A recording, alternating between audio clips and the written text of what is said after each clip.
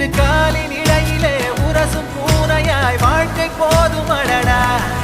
எதிர்காணும் யாவுமே தீண்ட தூண்டும் அழகா